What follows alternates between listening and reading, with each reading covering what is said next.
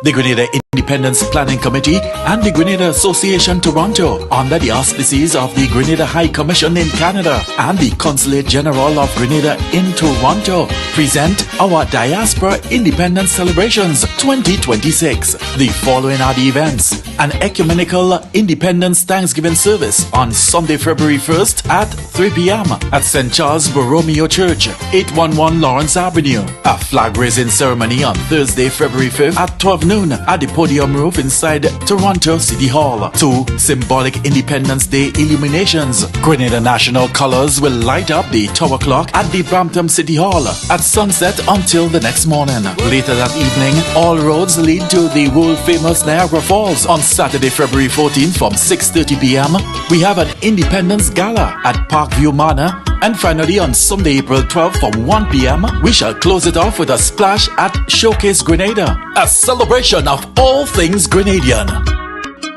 When stars align. Need a taxi? Download RideGo from the App Store. Tap the app.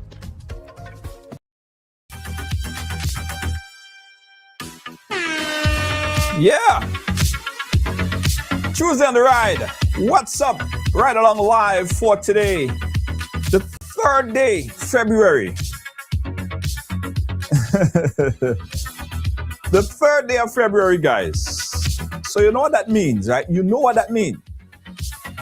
Stop telling people Happy New Year. It's way past the New Year. We're in February already. It's almost 2027.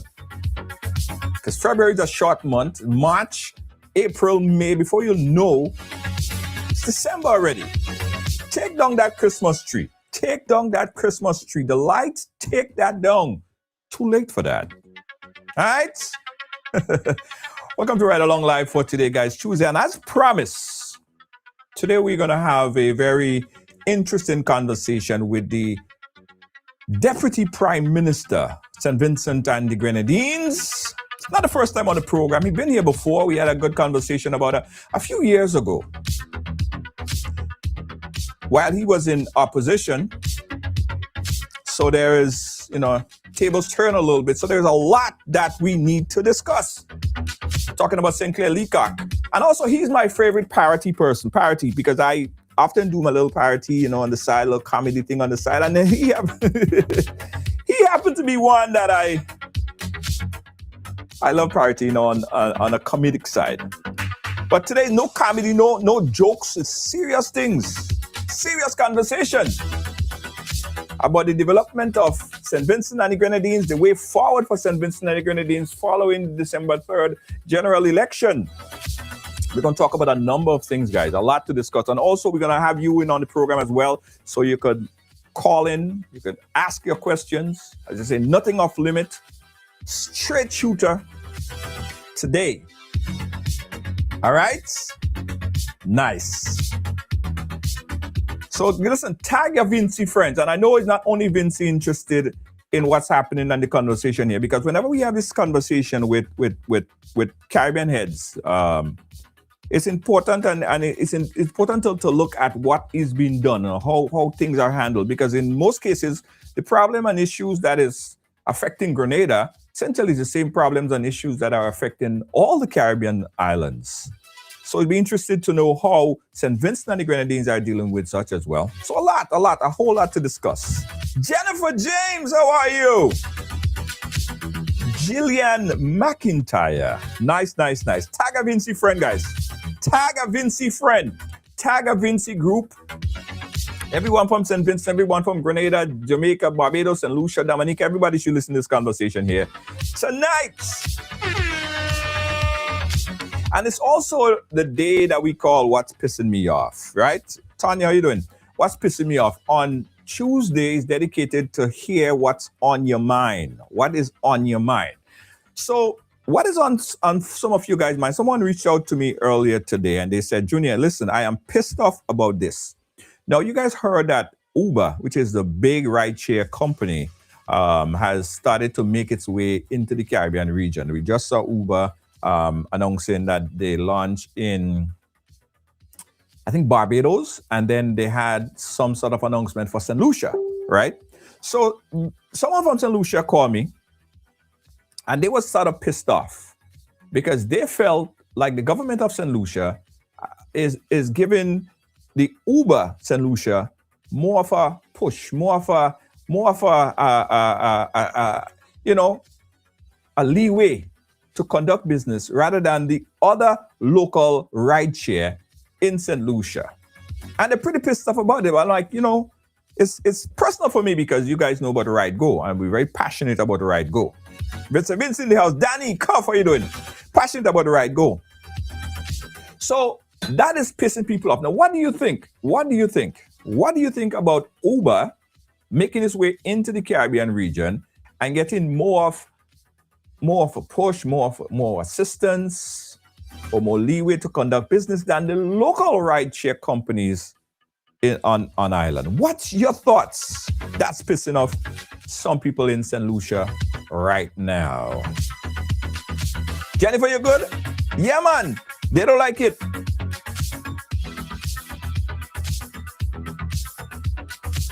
In the Caribbean background, right?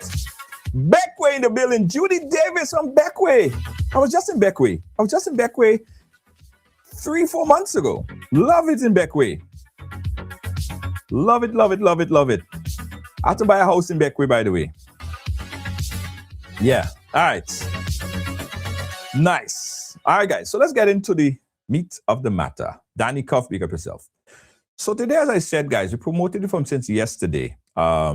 St. Clair Leacock is currently the Deputy Prime Minister of St. Vincent and the Grenadines. Now, he was appointed Deputy Prime Minister after the December election there in St. Vincent and the Grenadines. He is also the Minister of National Security, Disaster Management, and Immigration, plus a number of things, prisons, post office, all at NEMO, all of this stuff. Representing the party, the NDP, and he's the Member of Parliament, the MP for Central Kingston. Happy to bring back on the platform the man himself, Mayor St. Clair Leacock. How you doing, my brother? We meet again. Well, how you doing? Only this time on the right side of the fence. I said only that on this time on the right side of the fence. On the right side of the fence. I hear that, man. I sort of. Are you hearing me good? Are you hearing me properly? Very well. I'm hearing you very well. Okay, good. I'm hearing you very well. Okay, good. I love parity in you. I love the last time when you guys was in Parliament and that was that earned millions of views, by the way. Me being you for that particular parity right there. It was absolutely funny. The shut up match. Yeah, that. I remember that. Yeah. So how you doing? And now being on the other side now, election, and you are now the Deputy Prime Minister. How you feeling? How are things going? Well, to be truthful, it's overwhelming work. Government is awesome, but so too are the responsibilities.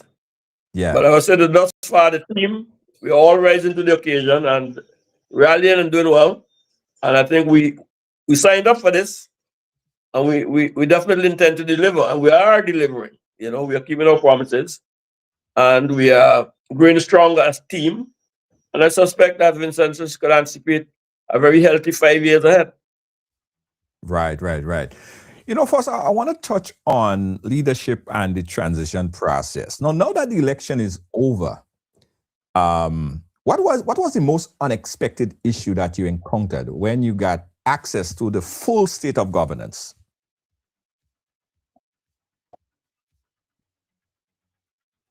Well, we came into government with our eyes wide open. So there's nothing earth-shattering in what we have discovered. To be sure, we expected that the debt in the country will be somewhat greater than we anticipated. We anticipate that some people may not transfer their loyalties as quickly as they should. Um, we talk of a longer honeymoon that will have greater patience with us. Some people want instant coffee. That's not going to happen. But generally speaking, we have been good Boy Scouts, and we are prepared and ready for the chance. So we did.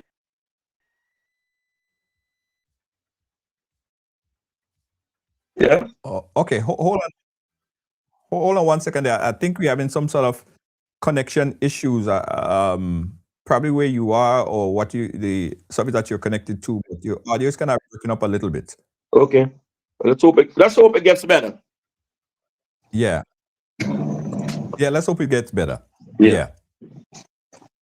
So you're saying, you know, a lot of people has been expecting the quick push. They wanted the instant coffee, the instant mobilization of all that was promised. That's what you were saying? Well, I think that a lot of our people would have liked to see us get into the state where we are, literally speaking, changing all of the guard, you know, moving public servants around, or whether they're in parastatals or private companies or the government, make it root and branch changes to the administration and management of various companies and so on and so forth. Now, that hasn't happened, nor is it likely to happen. We are going to be prudent because we are not in the victimization business. You have to come to an understanding very early that there are good public servants on both sides of the fence.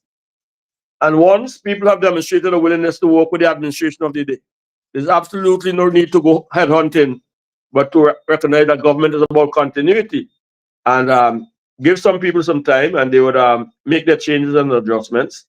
But by and large, we have a public service that can carry the country forward, and there's tremendous goodwill for the administration. The average person in St. Vincent will say that there's a fresh breeze. There's a new sheriff in town in the Prime Minister Friday, and they are going to rally behind this administration, this government, and see that Vincent get that which they rightly deserve. So we're on the positive. Nice. You know, I was watching a press. It wasn't a press release. It was actually a presentation, and they was speaking about one of the unexpected things. The Prime Minister Friday, was speaking about one of the most unexpected things that he saw when he went in there. Was the state of the Prime Minister's residence. In the budget, there was allocation of something of $1.5 million in repair. What does this discovery says about the asset management under the previous administration? Well, clearly, the guy in question would have been better served if he had left that matter alone, because Prime Minister Friday conservatively put the state of the repairs at 1.5. But I think the government agency brags that will likely carry it out. Perhaps will have that figure double to about $3 million. So it tells us that the gentleman could live very comfortable in less than decent conditions.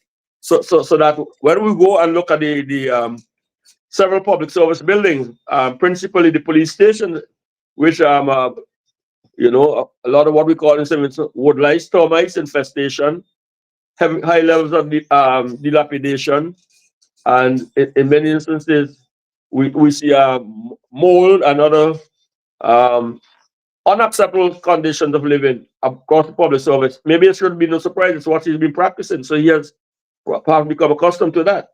Well, if it's good enough for him, it's not good enough for our public servants in the first instance. And I don't think any civil servant, public servant, government minister should go and live in conditions that are less than the commercial circumstance, the domestic circumstances, sorry, that they left behind. And our Prime Minister is quite right to make sure that the assets of the state, the Prime Minister's residence in this case, is properly maintained and uplifted, not just for him, but even for the security detail that supports him, because there's no better. And he is moving on within reasonable time to have this. Yeah, this is what the Prime Minister said. I want everyone to take a look at this. This is what the Prime Minister said, the state of the condition of the Prime Minister resident when he got in. Check this out. Listen to this. He was quick to speak about the enhancement of the Prime Minister's residence and a so-called fleet of vehicles. And the two senators on the other side, Madam Speaker, they repeated almost verbatim. So what is this all about? Madam Speaker, after a few days after the election, I went up to the Prime Minister's residence because I'm supposed to move in there. We go there, Madam Speaker, and it's quite clear that the place is not in a state to move in. I thought we were going to have to paint a little bit here and put some curtains and so forth and change some linen and some upholstery, whatever it is, just do cosmetic stuff. So we had a provisional budget. And we went and we looked at it and we said, no, this is not possible. So, Braxa was called, they got involved and so forth. And we said, okay, the professionals are here. And I figured, okay, a couple of months, 2 months and so forth, they'll get it ready. But then they said, Prime Minister, there's more serious problems here. I'm hearing now, today, that all the sheeting on the roof has to be replaced because it is corroded and in some places, it may actually be leaking.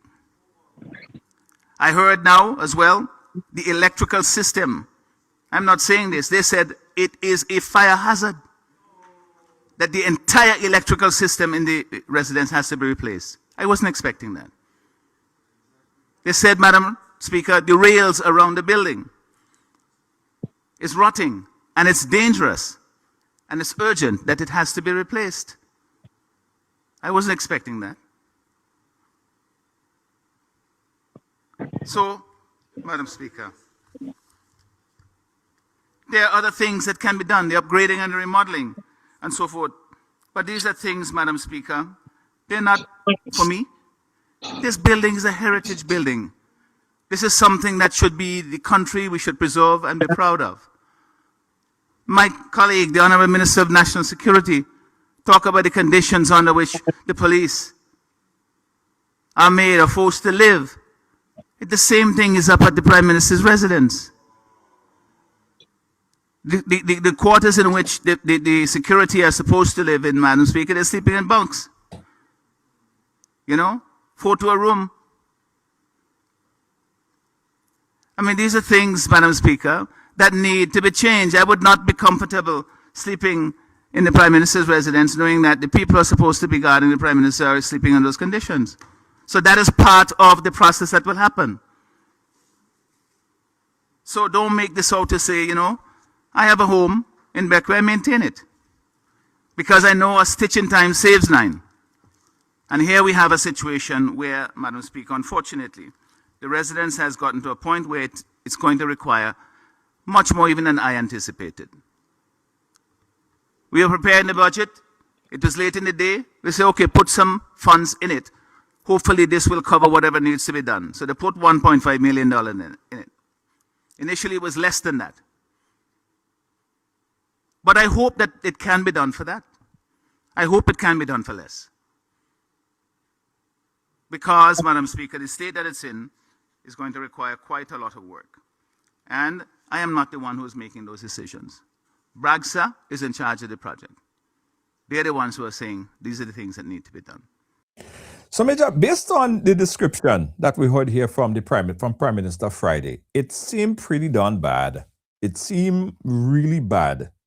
Was the former Prime Minister actually living in the residence? Well, that's the government's building. I'm sure that it probably got to the point that either he simply didn't care, or funds that had been allocated over the years for maintenance of the building were not spent, or alternatively, the government is that broke that they couldn't even take him out of the squalor in which he ended up living. So I can't be more explicit and better expressed than the Prime Minister Friday has been. That's the reality. The house is the people's house, and it has to be maintained. And if upgrade is necessary, so be it. But he is careful in making the point. It's not his call. It's not his judgment. It's not his evaluation. Interestingly, the local media house, out of an abundance of concern, went and visited for themselves and programmed what the Prime Minister said. And it was far worse than Dr. Friday, the Prime Minister, had in fact expressed. So it's an embarrassment for the outgoing Prime Minister, now leader of the opposition. So what about allocation over the years? Was it a problem that there was no allocation made, no money taken, no money put into the budget for restoring or fixing the Prime Minister's residence over the years? Well, I think who dropped the ball? Well, clearly he dropped the ball. He's been digging his own grave. There hasn't been a budget session over the last 20 years in which there wasn't an allocation for improvement of Prime Minister's residence. So it's a good little bit of resource now for somebody to go and do the arithmetic and see that over 25 years thereabout, and I suspect we would have spent at least easily perhaps about $10 million in allocations for the repairs.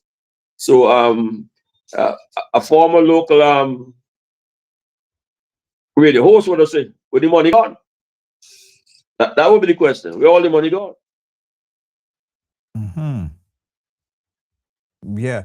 But listen, I saw some of the pictures. He really isn't worth it. I don't know. We want to give him all this attention. We I understand. I just wanted to understand the scenario, because this is a lot of people talking about this. The local media house, I was watching the program earlier today. They plan to get more in depth in it on Monday, and so this is something very topical, but because it was presented. And to ask the question, is it really bad as explained? Well, I've seen some of the photos of the kitchen, for example, the state of the stove, the deep freeze. In fact, even the deep freeze seems to have to be locked with a hinge. The curtains, the areas in which you have termite trails coming from the roof. There's mold. There's tiles that needs being cleaned. There's rotted balusters and so forth. So it is as bad as has been explained, and it is what it is. Interesting stuff. Yeah, I mean, you say interesting stuff. I say embarrassing stuff. Wow. All right, Major. Let's shift gears a bit, right? In terms of you said earlier that it's more like it's easy. People feel more free that they could speak. Like a bright light has been shone that is shining over. Sorry. A breath of fresh air. That's the expression that everybody believes. Right. Okay. So what will feel different? What exactly would feel different under the leadership style of the new Prime Minister compared to the last administration? Well, to be blunt, people felt over the last 25 years that there was an absence of free speech. Not that people can't speak, but there was this constant threat of being taken to the court or being victimized, being punished, resources being withdrawn from you, opportunities being denied, and being humiliated and made to shut up, and a sense of inferior feeling and intimidation, generally speaking. Now, people now feel that they can say and speak to their consciences and express themselves fully without reprisals. And I think that means a lot to Vincentians, because that's how they interpret and understand democracy's function. Freedom of speech, freedom of participation without fear of reprisals, without fear of being insulted and victimized. And I think that's what people are respecting and recognizing at this time. You know, And how could you? if I give one, for example, Uh, and because it comes under my Ministry of National Security. Before now, yeah. the police commissioner or people in the police high command couldn't admit and or acknowledge that there are gangs in St. Vincent and the Grenadines because the current leader of the opposition said that there are no gangs and they have to stick to that. Now they openly tell us that there are gangs in St. Vincent and the Grenadines and it's pervasive. That's a great example of freedom. And to fix a problem, you have to acknowledge a problem and to deal with it. Hmm? Yeah. Right. And what how would the government ensure greater transparency and accountability in how the funds, public funds, are allocated and spent? Well, there have always been constitutional provisions to do those things, you know. There is in all our countries, there's an audit process and an audit department. It's by and large an autonomous department, which ought to be, but we would ensure that it is free of political interference. But more important than being free of political interference, to the extent that it is an autonomous department, you also have to make sure that it is properly resourced, that the funds are put at the disposal of the director for it to do his and our work. And we are not going hunting and overnight pursuing the administration, but we're already seeing indications are coming to the fore of a lot of improprietous behavior. I use that word at this stage, which is short of saying criminal behavior. But I suspect that as time moves on and you begin to dig deeper, you would see that there's been not a proper accountability for government funds and resources and assets. And these things will come to the fore. And when they present themselves, I'm sure the Prime Minister will give instructions on how we should deal with them. So when you say criminal, are you saying that there might be situations where some people might go to jail over what you presume, and would your government focus in its term of arresting people based or political rivals based on what is discovered now that you're in government? No. I'm not saying that, because in all of this, there's due process. There are clear distinctions in our society between what is executive function and what are judicial functions. If for example, something is unearthed by way of an audit report and inquiry, or it is so stark before your eyes, maybe a circumstance that initially looks like a misappropriation or a misbehavior in public office, then clearly there are procedures how you go about that. And the Prime Minister himself is a lawyer. He has a very, very sharp Attorney General, and they will put in place the mechanisms to deepen that investigation so that whoever is found wanting can have their day before a court of law and defend themselves. So I'm not getting ahead of myself and suggesting that because that I'm looking for headline news that people are going to go to jail. But clearly, if the evidence presents itself of misbehavior in public office, then there's an obligation to represent the taxpayers' interest in civil and the Grenadines. Yeah, because when you say criminal, you're thinking if it's criminal behavior, then it should be met by the law. If it's criminal, if you have criminal means that you have broken the law, you have done something that is contrary to the league, to the law, and we're not reinventing the wheel. There's a way to deal with that. Whether you go straight to the court, whether you go through a commission of inquiry, or there are different modalities and mechanisms to do that. But you get to the bottom of the story. Right. Let's look at the debt and economic reality in St. Vincent and the Grenadines. I found out that St. Vincent and the Grenadines currently spend about 40% or so. That's about 40 cents on the dollar to service debt. How servicing the debt challenge? How serious, I should say, is the challenge for the long-term growth of the economy? Very, very serious. Very serious. And it is one of the immediate challenges that this administration will have to overcome. When you, I have like over and over again, I trust you can relate to the analogy that I'm going to share with you. It is like someone taking you and putting into a big black water tank, you know. And initially, when you're in that water tank, the water gets to your ankle, and you say there's no problem, it's cool in your feet. It gets to your shin or to your knee, and you begin to swivel in the water. You say, well, who said this water for me? You know, I'm feeling quite comfortable. But the water get up to the middle of your body, perhaps say, well, what a nice shower. When that water gets to your chest and under your throat, you begin to take a different look. You say, look, I wanted to remember that I'm inside of here. And then suddenly realize that somebody's trying to kill you. Somebody's trying to drown you. Because the water's right below your lips. Right. And when you begin to take in water, you try to start swimming in that tank. Well, when you have a debt to GDP ratio of 110%, it means that you have serious problems in the economy.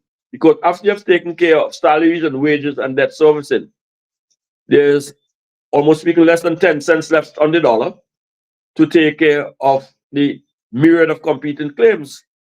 And so you have to cut and contrive, and many of your essential services you would not be able to provide them in the way that you have to.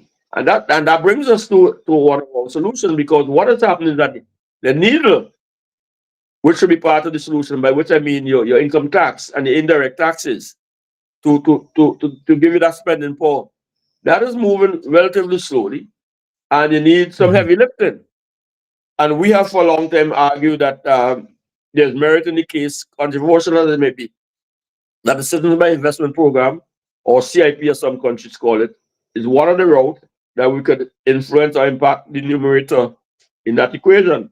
We have to get more money in the economy to do the things that satisfy basic needs of our people.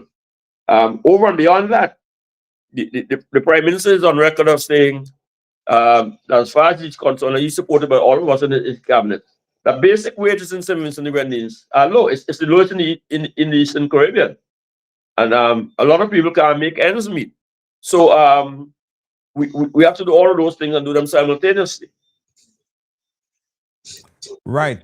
You mentioned the CBI program, which I want to talk a lot about, because we see what's happening with the US and other CBI program around. But I want to get into the fiscal space, and how do you decide what gets funded and what must wait? Because we're talking about a limited or a very limited fiscal space now. How do you decide? How do the government decide what is priority, what should be done, and what have to wait?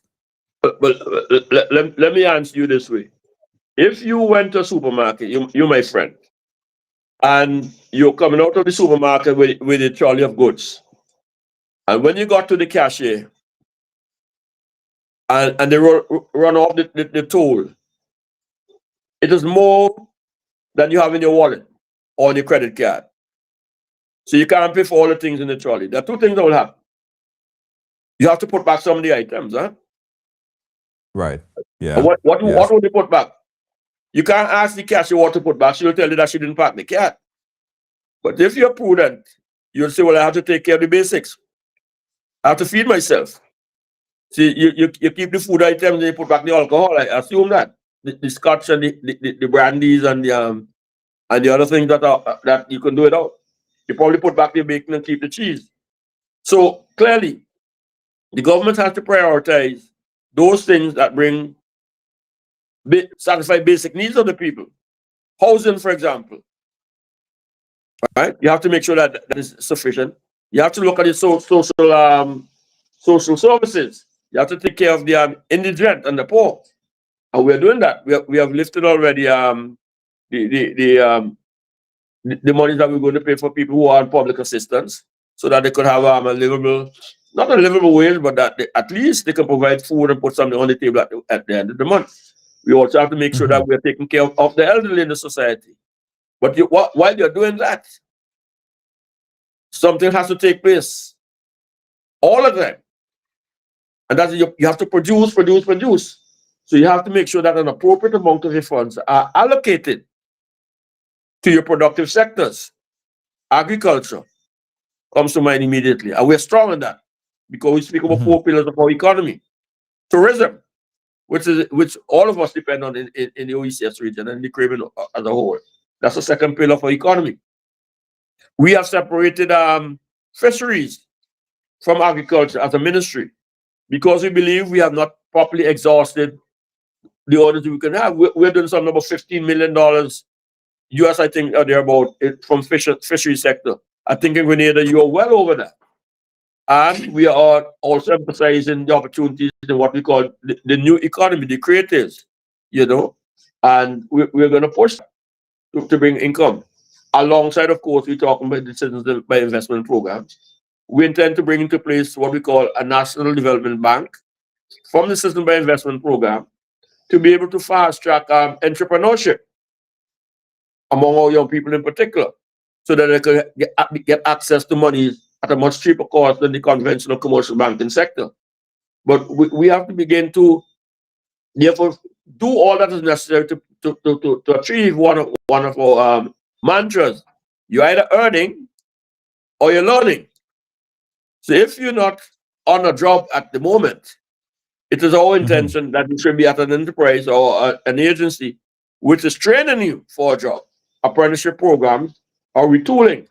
And may I add at this point, the Prime Minister is a firm believer that we have to redirect our traditional approaches to job creation and the ability to help oneself. And we want to see more of the people in our sectors in skills training programs. And even where you have been academically qualified, there's nothing wrong with going and learning a skill. And to assist yourself, because invariably the skilled workers in the workforce have a much better wage level and pay levels and demand than the academically inclined. So that is something you're going to see that we will be opening up a lot of our schools through TVET and other programs to have people have acquire more skills at various centers across the Grenadines. What about the housing situation? Because we heard that there was a lot of construction after Beryl.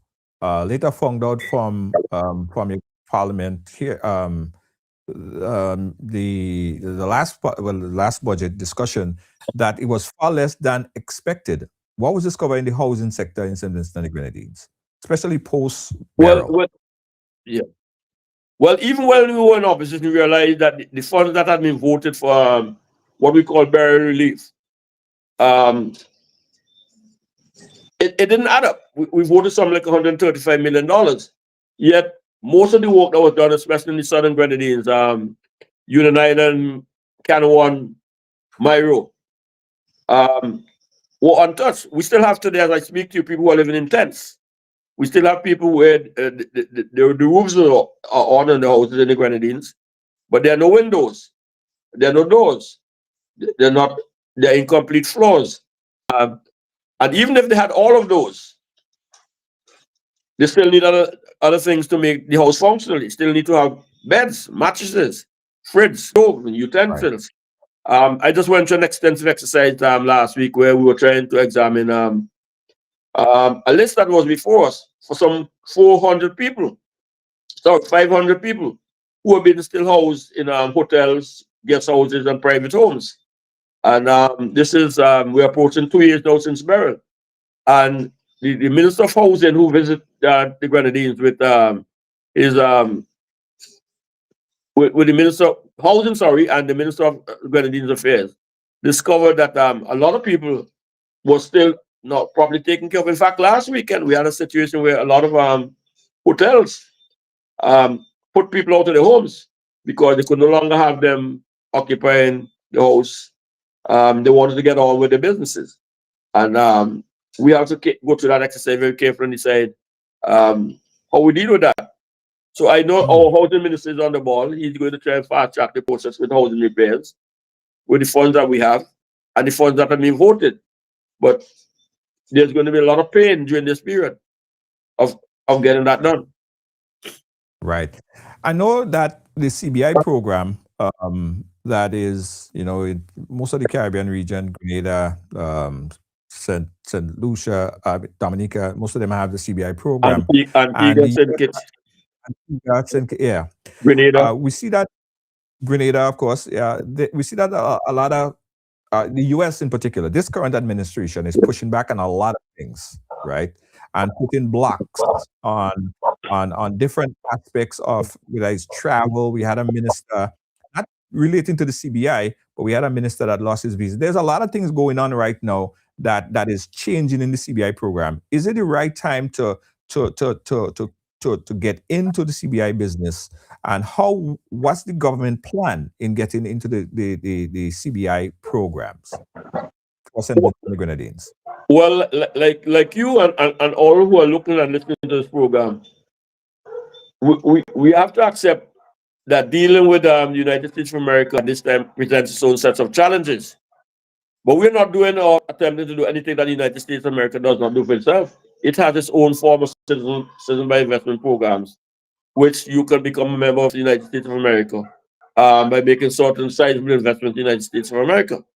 Yes. But we are coming into the program at a time in which there are advantages to us. First of all, we can get best practice by learning from our OECF neighbors on their own difficulties. But more important about that, the fact that the program is supported by our central bank, where we have one of the most respected regional public servants in your own son of the soil, Antoine, and that they, the central bank, are in overdrive in establishing a regulatory framework that ensures that all of the due diligence processes are in place, and transparency and accountability, and we keep out, quote unquote, the undesirables. I'm not going to say the bad guys from having these access, so that it doesn't compromise the prohibition to Schengen entries and forth.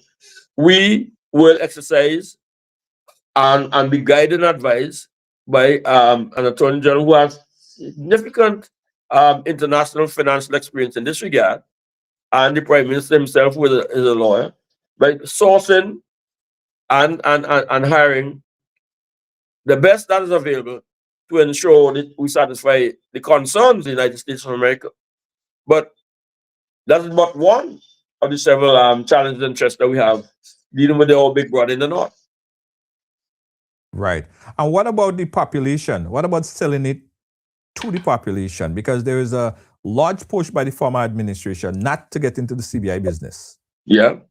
Well, you have an easy answer to that. I can ask you, what time is it? 14-1.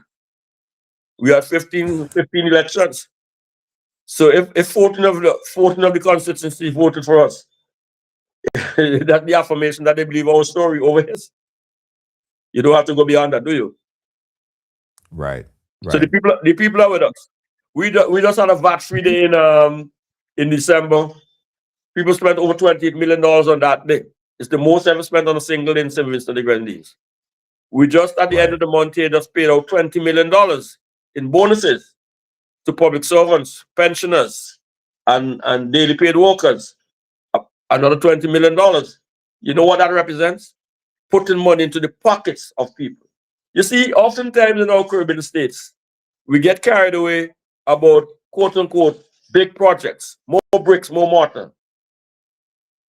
And while we appreciate the need for structural investment, we often do not at the expense to realize that we get a better result when the emphasis is on the individual and his or her well-being in the state over that which, quote unquote, appears to be the interest of the state. And we have two classic cases in St. Vincent and the Grenadines. Over $1.5 billion spent on the airport, a very important construction infrastructural project. But people in neighboring communities are still in the same state of unease and disrepair. We just had it with a $750 million port project in the city. And all the neighboring communities are still in the same place. Where does the money go? How does it filter down? How does it cascade? Who gets the money? Where does it get creamed off? When we pay more attention to social development projects,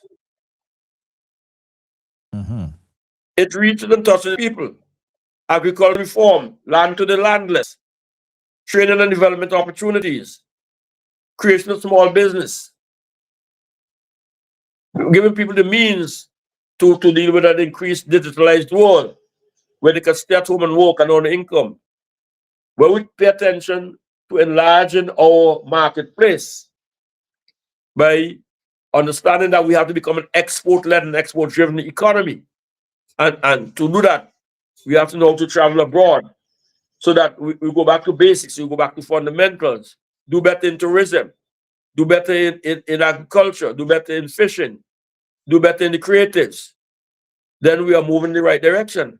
And so you'll see that this administration will have a very sharp focus in the months to come, because a lot of this current budget represents continuity of that which we met. Hopefully, as the year ages, we get closer and closer to having a budget of the nation type that we want. Because one of the things that has been strong in propelling us forward and to a man is that we need to have a constituency focus. Again, I say because this is the best way I know to say it. Every constituency in the country develops. The country automatically develops. But oftentimes you can have development in the country and constituencies in the same place because they just are over concentration on symbols. Right. Right. Right. You know, on the Major. yeah, Major. Sorry, I think you just broke up there. But I want to talk about this because we saw that St. Lucia's Prime Minister made mention the direction and the push and the force in which the U.S. is pushing St. Lucia to go to move away from accepting the Cuban doctors on island. What is St. Vincent's position on that? What I heard that news report this evening. There's a time when I was an opposition politician, I would respond more readily to the question that is asked. But I have to consider that to be unfortunate because Cuba is a Caribbean country. Cuba, we do not have to accept, and I'm not here in a debate as to whether their ideological position is one that you and I endorse, but we have to look and examine the humanitarian approach and the brotherhood that has often been exercised by Cuba the world over. And to be told that your Vincentians or your Lucian or Grenadines or Dominicans can't go to Cuba to study medicine is, to my mind, regrettable. Right. And I wish they would allow me to leave it there because I don't want to get ahead of my Prime Minister on a matter that is this sensitive. But it's not yet a question that has been presented to us, an instruction presented to us, or a request presented to us. What about the MOU from the U.S.? Has that been something that was presented to St. Vincent and the Grenadines? Which MOU about that? Which MOU? The MOU in relation to accepting third-party nationals. That was signed. Yes, we have had that request to St. Vincent and the Grenadines. I think it came at a time when our Prime Minister was in St. Lucia for a OES heads of government meeting. At the time when he was there, we had not yet got the request from America, but by the time he got back, it was in the hands of our Minister of Foreign Affairs. And quite wisely and prudently, I think the Prime Minister and our Prime Ministers of the OES region are saying that we will be better off to having a collective response on that matter. Right. I think that's where the issue is at the moment. Rather than allow ourselves to be picked off one by one, which we're not saying that we could take on the might of the United States of America. If we have a collective response guided by our diplomats and policy framers and people who are best advisors on those strategic relationships, then that's where we go. But let me say something that helps us in the answer. If Spain, Britain, France, Germany, Europe as a collective, England, are having their own difficulties with dealing with other power players in the world, pity us in this region.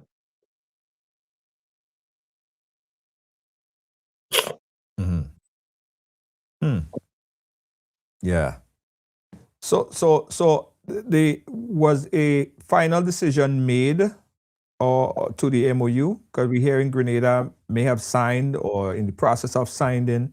Has it been official? Is the government officially signing or decide to go forward with the signing of the MOU? I'm not aware that there's an official signage as a collective, and I beg permission to reserve further comment on it and to allow our foreign ministry and the Prime Minister to take lead on this matter. But I'm not aware that there is. Okay. You said something that I find very, very interesting and important, right? In a previous interview, I heard you said that basically, and you also make mention of it here, it has to be a collective decision because a person that is a returning or deportee that is in Grenada is just as if they're in St. Vincent or Dominica or any one of the Eastern Caribbean region because of the free movement. Yeah. Right.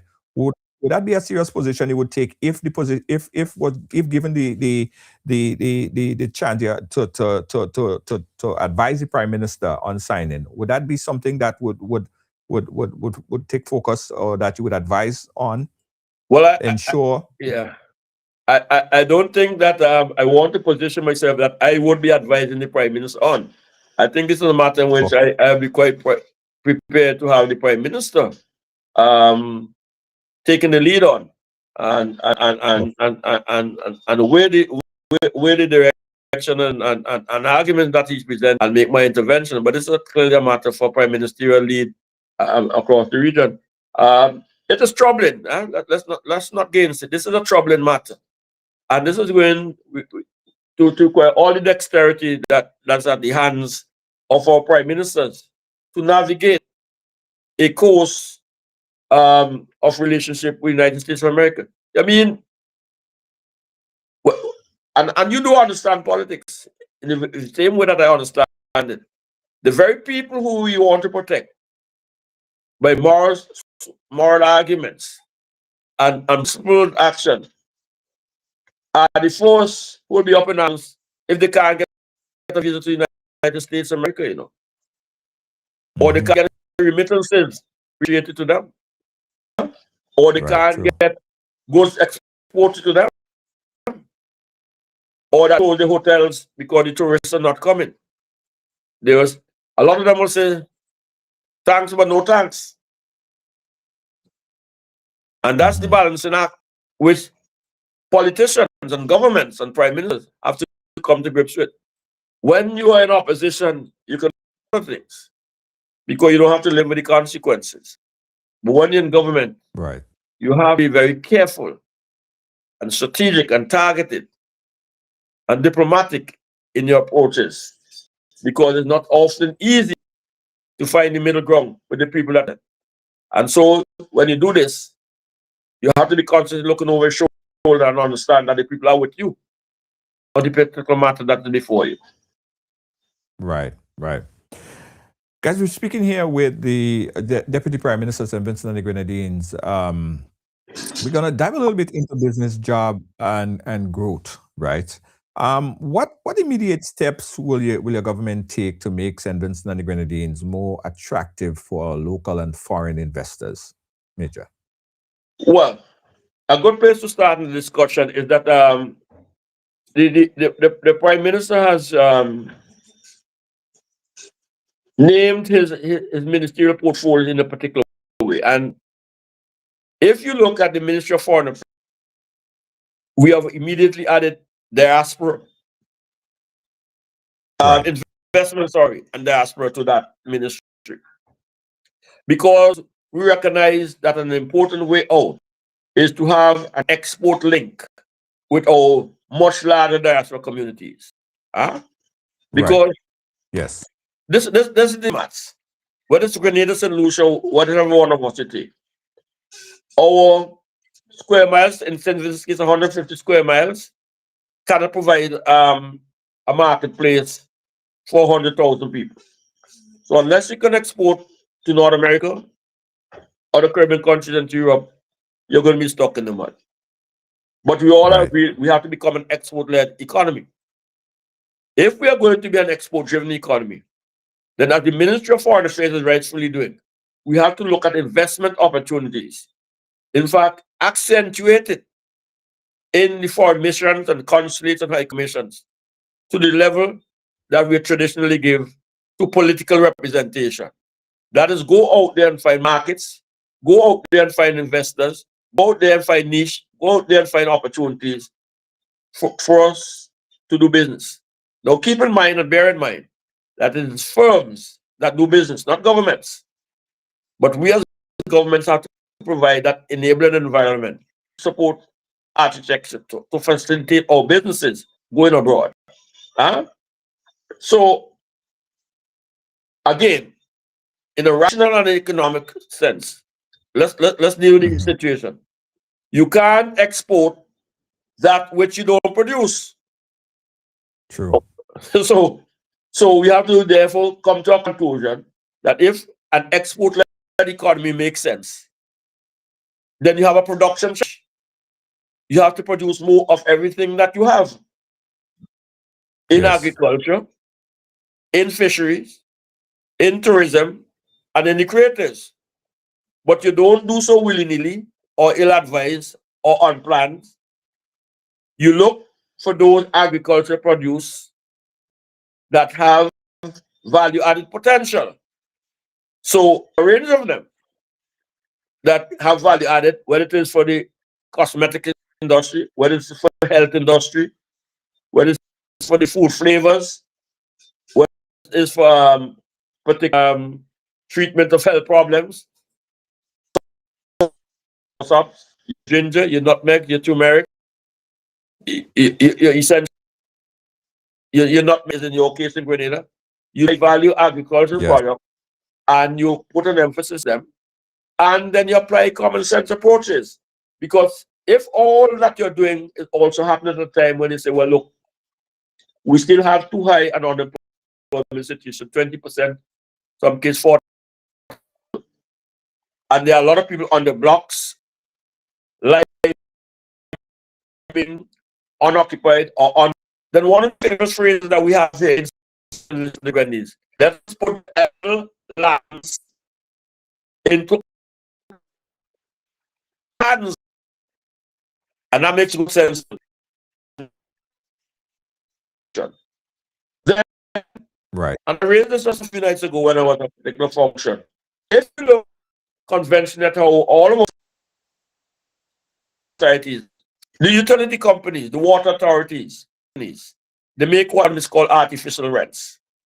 They don't have to do anything to earn income, order to manage the resources, but they want people to pay the water bills.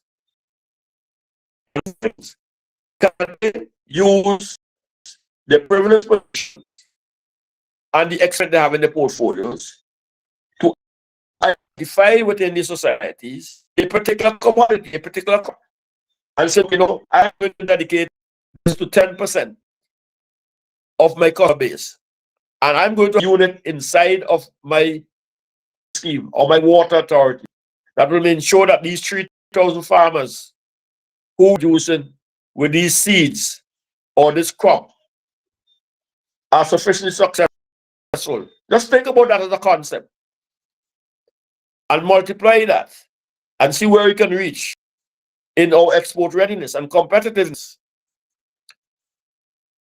Because oftentimes we have done, in terms of wanting to go abroad, we have not been able to have forms of the size and the scale that have the specialized units in them to do serious business. Research and development departments, marketing departments, department that understand how to deal with brand equity issues. niche market opportunities, Yes. and all of those Yes. things. And in the process of doing that, also realize that we don't have to invent the wheel. We have across the world rich resources in the United States of America, in Canada, and in Europe. There are brilliant Vincentians, Grenadines, Lucians, Dominicans in university institutions, places of higher learning, who could be on loan to us to assist us in the challenges at home, and we'll be ready to do that. Right. You have to tap into Right. those. In St. Vincent case, we have a very full community of over 1 million people. Have we exhausted that? Have we worked hard enough to bring them back home and tie them to the land of their birth? Not of birth, sorry, of origin. Many of them Yeah. are extremely rich the world over. Do they consume the produce that we do? Do they invest back at home? Over and beyond the historical, emotional, and spiritual ties that they have with St. Vincent? The answer is not sufficient. So true. And you mentioned about the unemployment, and I want to understand the plan that the government have to tackle this unemployment, especially among the youth and skilled professionals. Well, I did say that there's room in agriculture for the youth. There's room in construction for the youth. There's room in tourism for the youth. There's room in the creatives for the youth. There's room in entrepreneurship for the youth. And that's why I'm saying one of the things that we have to do is be able to set up institutions, whether it's our enterprise for enterprise development, whether it's those our development foundations, whether it is our development bank that we're bringing on the stream, whether it is other targeted interventions, we have to decide that we are going to find jobs and opportunities for a lot of them. The Prime Minister hosted 2 weeks ago a private sector symposium. And that in and of itself is very important. Yeah. Because what he's signaling there is that the solutions to the question that you asked, or the answer to that, don't reside in a bigger public service. Nor does it reside in the public service government's decision, remaining the driver of the economy. So acknowledge, recognize the private sector. We can enlarge the sector. And for more reasons than one. Because let me spray the wagon. So the question is always and continues to be on all those steps. How we deal with debt to GDP ratio that we are addressing? Can we? The answer is no. We have to therefore find a place in which the private sector can join the government in more public-private sector partnerships, and that we can have more equity financing of the things that we want to and must do to create the jobs and opportunities for the young people that you about. Alongside, obviously, with its question, training and development, skills training, you didn't ask. You didn't. But because I want to give you a national security answer to this question as well. One of the questions that we are facing across the region is the increasing levels of crime and violence and restlessness among our young people. We're seeing it in St. Lucia, we've seen it right here in St. Vincent, we're seeing it in Barbados, which we believe for years is a place that we would not see those levels. And if we don't move at a pace to deal with that, then some of the syndicated crime that now resides in America may find easy accommodation into the hands of idle young people. Yes. And I'm sure you can relate to that. Yeah, absolutely. Absolutely. And that's why it's important, the question of receiving third country nationals, because a lot of people, the pushback is Now, if America is deporting so much people that's coming into your territory, some of them who don't have no cultural tie, no family tie, they have no relations to the Caribbean, and they're being deported back to those third countries, would that be impetus, or would that be the catalyst to increase the crime in that particular region? So that's why it's important that Well, this it's has to be handled in a certain kind of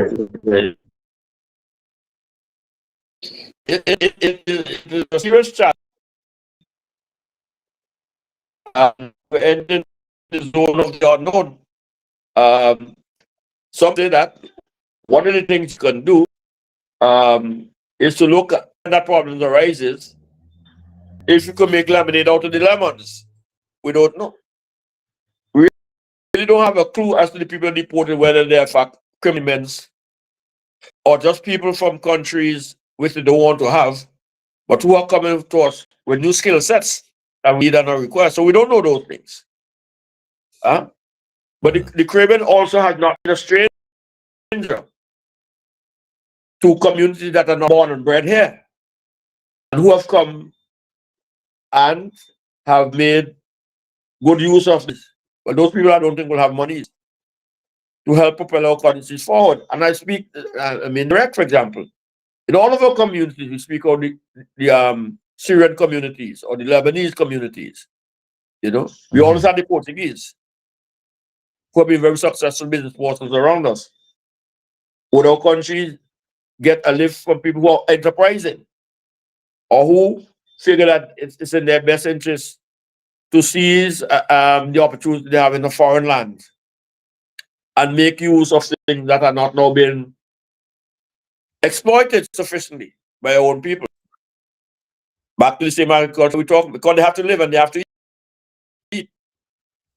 They're not going to be public service. They're not going to be employed there.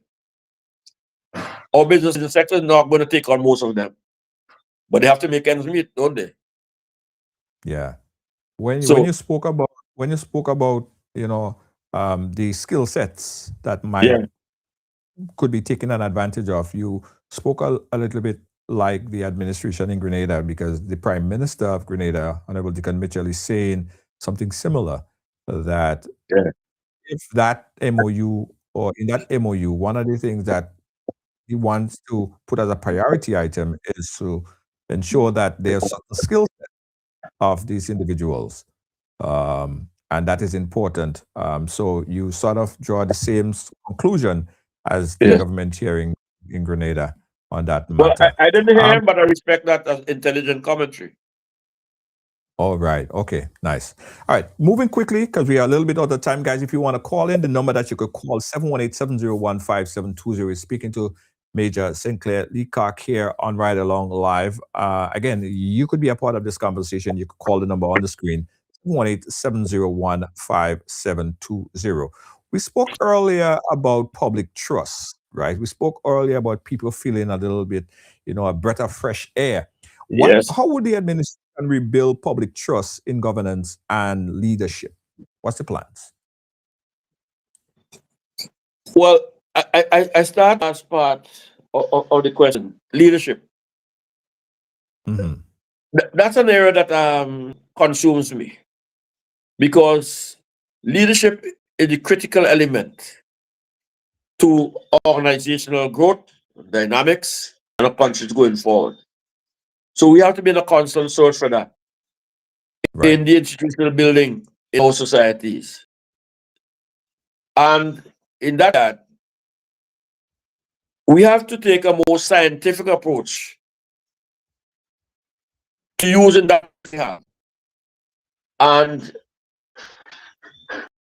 even as government, I caution the impatience among some of our nobles to feel that we must live indefinitely in societies of divisions, color coded. Because none of these societies can go forward on half of the pistons that are able to drive the economy. And good public servants on both sides of the fence. They are important private sector investors on both sides of the fence. And if you have country, which is one of your country before you pass, you cannot become a society that is excluding your potential and talent moving forward. And so you have to be in mind of people who want to sabotage leaders, who might want to be compared to politics. You have to be sophisticated. Hold on, Mayor. Hold on, your From audio, different hold on. vantage points. Hello? The audience. Yeah. Hold on, Mayor. Yeah, hold on.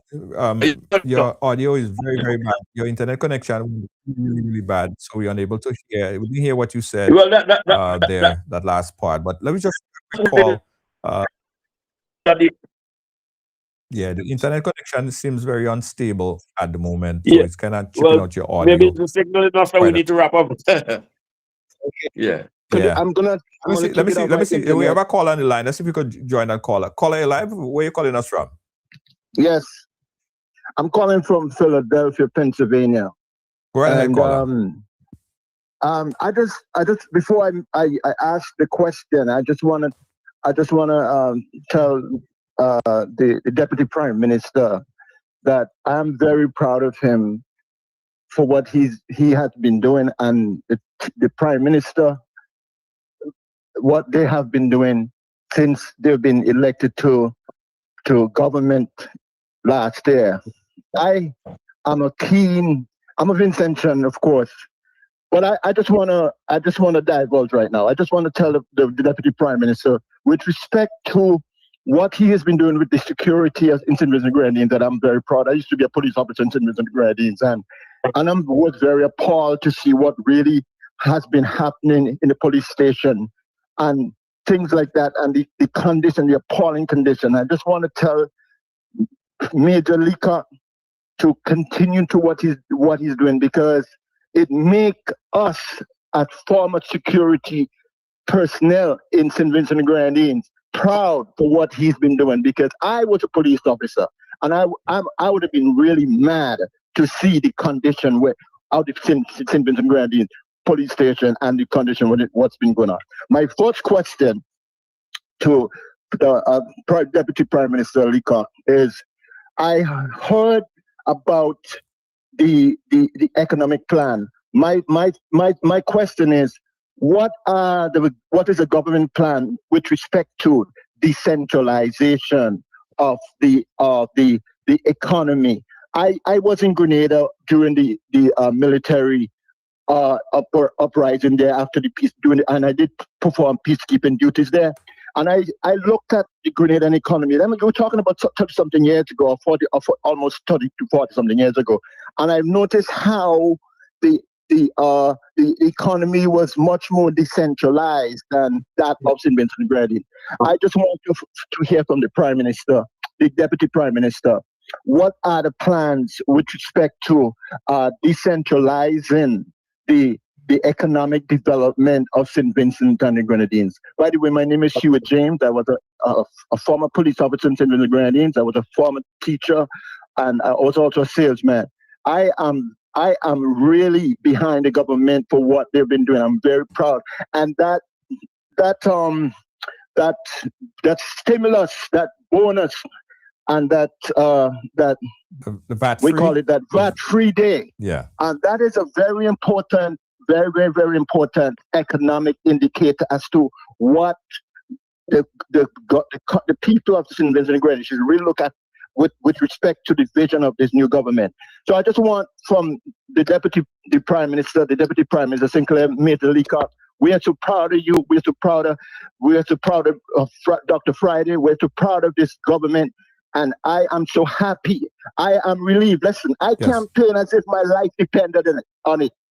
And so I just want to hear what are the plans of the future with respect to decentralizing the economy. Thank you, caller. Thank you so much for your input. Plans for decentralizing economy. Well, thanks for your kind words. And it's a good question. And the Prime Minister and this administration got a lot of attention in the last political campaign. And one of the good places to start is that in the north of the island, north windward as we call it, and north leeward, the northern half of St. Louis and the Grenadines, where we have had our Garifuna communities in the case of north windward, and where we have had other people who have been marginalized in north leeward. And we are exploring the possibility that we could link both villages infrastructurally and by boat to develop the north, and also to see if we can, in fact, also have links between the north of St. Vincent and the Grenadines and neighboring St. Lucia for tourism, for trade, for other activities to improve conditions there. Over and beyond that, we believe a lot more structural attention has to be placed so that because those same two communities in the north have some of our best lands, prime lands, some of our most resilient people, with lots of years of experience in agriculture, who are historically hardworking, that we can make people can stay at home and make their own living. In Central Leeward, or a member for Central Leeward, for example, who has been charged with fishery development, is trying to make much of industry out of the blackfish industry there. And if he does, that brings a lot more life into Barley and Leyu in the Central Leeward communities. And that is consistent with the approach of this government of decentralized government and local government, which is a requirement for the Grenadines. And again, we're putting a lot of infrastructure to help there in the Grenadines. But we add to that something we call constituency development fund. A long argument. I'll summarize it. Basically, when you look at the constitution of these countries, it always anticipated that when you become elected as a representative, you are representative of a constituency. Yes. But the Finance and Administration Acts of these countries do not make provisions for you to develop a constituency. You hand all the power over to the central government. So we are getting to that point now what you want to transfer back some of that power the central government has held on to and too tightly back to constituencies to bring life back into the constituencies as a form of decentralization that the caller quite rightfully identified.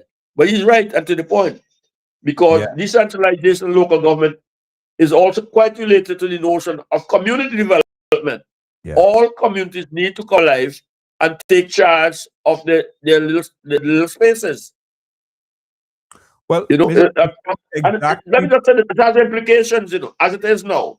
On a given day, everybody flows from the north to the south, to the city capital, to do what they have to do. Leaving behind all of the productive resources of the land that's not available to them, you know. Yeah. And fishing grounds. And then in the evening they reverse that. Yes. They all go back to the north. Yes. They end up almost having two-way traffic. So where's the middle? Yeah. And also you have to look at decentralizing tourism. That's an important aspect. Absolutely. And the people of Grenadines will tell you that we take all of them money and bring it to the mainland and don't spend back any on them. Yeah. Yeah. Look at the wharves in Mairo. Look at how long it's taken to get a proper wharf in Canawan. Look at the wharves in Union Island. You can't board two of the island schooners one time. One has to go out to allow the other to come in. This is 2026. And the Grenadines money is what develops mainland St. Vincent. How long do you continue that way? Yeah. Huh? They have some of the most pristine, you're Grenadian, you know, some of the most pristine beaches and waters are in Carriacou and in Grenadines and Martinique. Yeah. Yeah. No, what you said about decentralizing and central government, that is something that I know that Grenada is also looking at. You sound like an extension of what the Prime Minister and even the MP in Carriacou has been speaking about, because they're looking at central government local government in Carriacou, and also looking at localizing government in like different parishes or constituencies. And that would lead to development. So I definitely. There's only a little water that's separating us. And I don't know if you're a strong swimmer, because if you feel you can make it, I'll give you a green card to St. Vincent. Now, let me tell you something. I'm so passionate, and I love St. Vincent. I've been to St. Vincent Yeah. about 4 times within the past 6 months, and Well, that's evidence. That's a lot of evidence. I'm so interested in the culture. Yeah. Well, we all have the same culture, the lifestyle. I love it. Everything about Absolutely. it. I even set up a business in St. Vincent, And there right? you go. Yeah. And Yeah. so I'm contributing. I'm doing my part Yeah. as a But Caribbean man. next time we come, bring somebody jab and oil down with you. Absolutely. No. Yes. It's great. It's great. Now, let me ask you this last question here, Leacock. In the next 5 years or so, right? In the next 5 years from now, what do you want Vincent to say change for the better under the new government? Boy, you know, the first thing, if you ask me, would be self-belief and self-worth. Uh-huh. Because I think that people have ignored the fact that over the last 25 years, how much people gave up belief in self. Uh-huh. And, you know, I'll answer it this way, because when I listen to a statement made by the opposition leader, current opposition leader, in which he was referring to Freedom Vincent, and he said, look, you know, they are like people you take to a trough, Uh-huh. and they're normally more hogs than the length of the trough. So that to get the food in the trough, they have to climb on one another's backs to get the food. But when you begin to think that way of your people, it tells you how far gone you are in terms of respect. But worse than that is when people start to see themselves that way. When we no longer see ourselves as our brother's keeper. When we no longer understand we must hold each other's hand. When we no longer understand that when you are better off, then I would be better off, because it's the multiplier effect, not just of money, but of development, that makes all of us better off. Right. And that we are a collective. I would feel much better in 5 years from now if we believe in the St. Vincent and Grenadines, one nation, as Dr. Friday likes to say, one people, one Vincent. That this country will be greater and better when we are more unified people. I would have served a purpose. Interesting. And yeah, we've seen you a lot. I watch you on a few interviews, and you're here with us, and I'm grateful. And I love to have a chat with you. Conversation is always nice.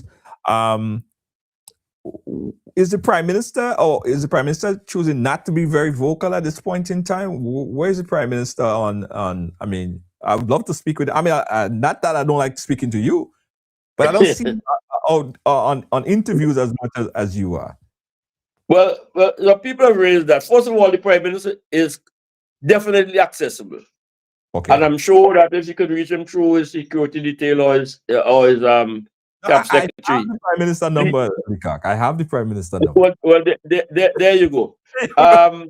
But what you are in fact experiencing is a significant changing of the guards and in the approach of this administration in the past. And every event you went over the last 25 years, there was a feature speaker who spoke on any and every subject matter in St. Vincent and the Grenadines. You got to get accustomed to know that if it is this person's portfolio, that person will be the feature speaker. I got you. You have a party in which there are 15 leaders in the party who have respect and admiration for their prime minister, who in turn also respects their individuality and their competence and ability to lead their portfolios. So he doesn't have to be on the radio station 24/7. At every opening, every gathering, every conversation, or in the way that one person in the past said, he is the lone encyclopedia to the extent that that still exists. And the rest of us are copybooks. This is an internet age. This is a digital age. So you will hear all of us. Okay. And that by itself makes it less of him. because he has trusted people who could represent his views and his policies. But be assured that he's doing a very good job. Yes, yes, yes. Well, listen, I'm looking forward to having a chat with the Prime Minister. I had a conversation with him a few years ago as Yeah. the leader of the opposition, and sending my regards. I didn't get that. In fact, you're right about being accessible, because the night of the election, I texted him and I said, "Congrats," and he responded. So There you go. he's accessible. He's definitely accessible. Yes, But send him my regards, and I would love to have a chat I with him would. ride Yeah. at his convenience. All right. I certainly do that. It's been my Definitely. pleasure. Thank you. And let me say thank you to all of the diaspora community who had a chance to listen. And I invite you to continue to stand behind your government. All are welcomed. It's one big tent. We need your participation in our St. Vincent and the Grenadines. Thank you. Good night. God bless you. Good night. And Or as you would say, Mr. Vincent, whatever the future brings, our faith will see us through. Thank you. And I'll see you in Vinci in about 2 weeks. About 2 weeks. About 2 weeks. And I would bring a little oil down. Don't worry. You got it. Don't worry. You got Easy. it. I got it. All right. Blessings, my friend. Yeah, man. God bless. Yeah, man. Love you. Take care. Bye. Good. So you're chatting there with Major St. Clair Leacock on the ride. You know, when you look at the governance, when you look at the issues that affecting St. Vincent and the Grenadines at this time, one could easily conclude that is the same issues confronting almost all the Caribbean islands. We all have the same issues, the political stagnations in some instances that was reported, we all have the same thing, fighting the same thing, is the same problem that we see as we go through all the islands. Yeah? So Vinci, Grenada, St. Lucia, Dominica, we're all one, have the same problem, the same issues. That's why we could have a program like Right Along. And when we conversate, we have Grenadians listening and they're like, interested. That's the same thing I've seen in Grenada. Absolutely. I want to thank St. Clair Leacock for joining us here on the ride, and all the viewers from St. Vincent and the Grenadines, my family, my people. Yeah, I'm always in Beckway, guys. I'm always in Beckway. Love Beckway bad. Love Beckway bad. And when I'm in Beckway, I feel like I'm in St. George. I'm walking on the street and there's so much fans of the program in Beckway, Kingston. It's just awesome. Big up yourself, St. Vincent and the Grenadines. We love you. Love you, love you, love you, love you, love you. And I'll see you guys in 2 weeks. All right? I'll be on the ground. 2 weeks. Don't move, guys. We'll be right back. Yeah. 999. What boy? Yeah. What boy? What boy? The sun is hot. The breeze is slow. I need a ride. Where do I go? Ride go. Yeah. That's the name. Island roads will never feel the same. Tap the app. Just one click. Hopping fast. It's real quick. Ride go. Where do you wanna go? To the beach, to the street, let the island flow. Ride go. The good vibe show, fastest growing ride. Everybody know. Ride go. Where do you wanna go? To the beach, to the street, let the island flow. Ride go. Let the good vibe show, fastest growing ride. Everybody know. Where do you want to go?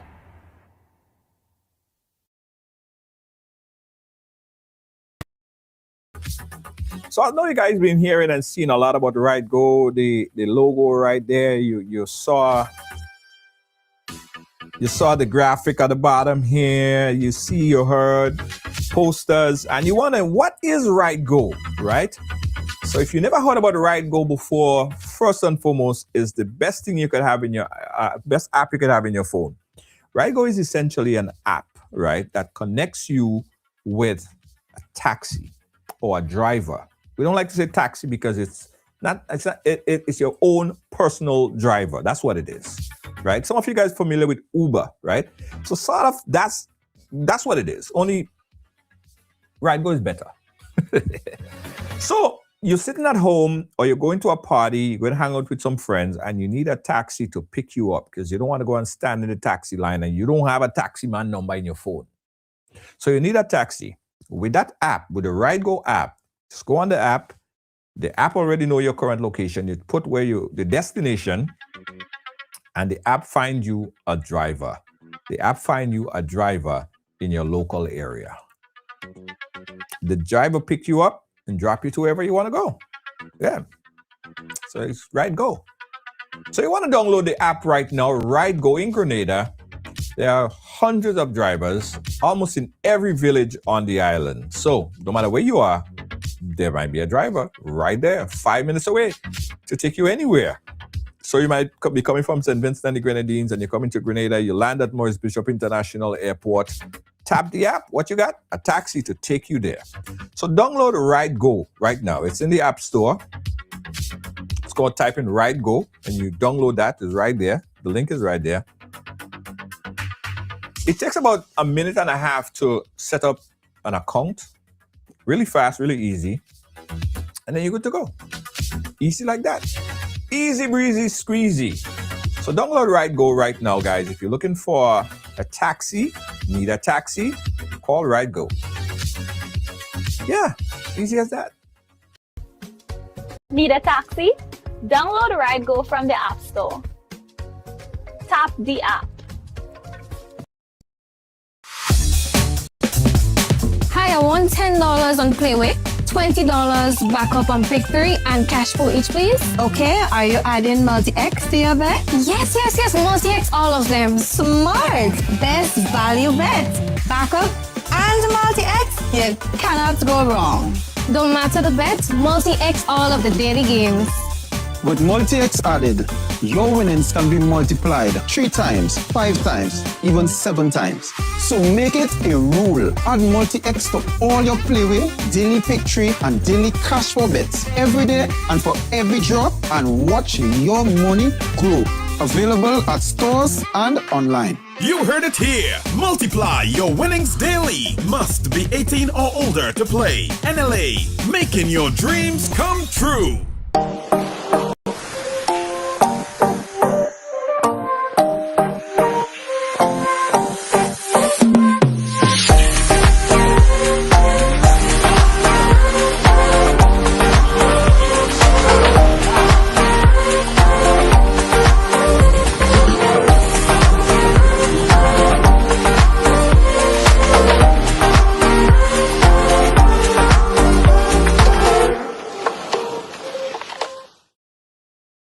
Are you a progressive young leader, a proactive emerging executive, a rising professional? Then you need appropriate cover for your vehicle. Introducing the Pro Motor Plan from Beacon. Car insurance that includes free loss of use, windscreen cover up to $3,500, free special perils, free accident forgiveness. Get Beacon's Pro Motor Plan today. Don't procrastinate. Call Beacon today at 440-4447 or visit beacongrenada.com. The Grenada Independence Planning Committee and the Grenada Association Toronto, under the auspices of the Grenada High Commission in Canada and the Consulate General of Grenada in Toronto, present our Diaspora Independence Celebrations 2026. The following are the events: an ecumenical Independence Thanksgiving service on Sunday, February 1st at 3 p.m. at St. Charles Borromeo Church, 811 Lawrence Avenue. A flag-raising ceremony on Thursday, February 5th at 12 noon at the podium roof inside Toronto City Hall. 2 symbolic Independence Day illuminations. Grenada national colors will light up the tower clock at the Brampton City Hall at sunset until the next morning. Later that evening, all roads lead to the world-famous Niagara Falls. On Saturday, February 14th from 6:30 p.m., we have an Independence Gala at Parkview Manor. And finally, on Sunday, April 12th from 1 p.m., we shall close it off with a splash at Showcase Grenada, a celebration of all things Grenadian. When stars align, the sun is hot, the breeze is low. I need a ride. Where do I go? Ride, go, yeah. That's the name. Island roads will never feel the same. Tap the app, just one click, hopping fast. It's real quick, right? Go where you wanna go, to the beach, to the street, let the island flow. Right, go, let the good vibes show. Fastest growing ride, everybody know. Tuk-tuk now available on Ride Go. Book now. Right, a long life. Thank you for watching. Thank you for being a part of our program. Catch you guys again tomorrow, Wednesday, on the Ride. Good night, everyone. And don't forget, download Ride Go into your phone, right? Download Ride Go. And let's go. Let's go.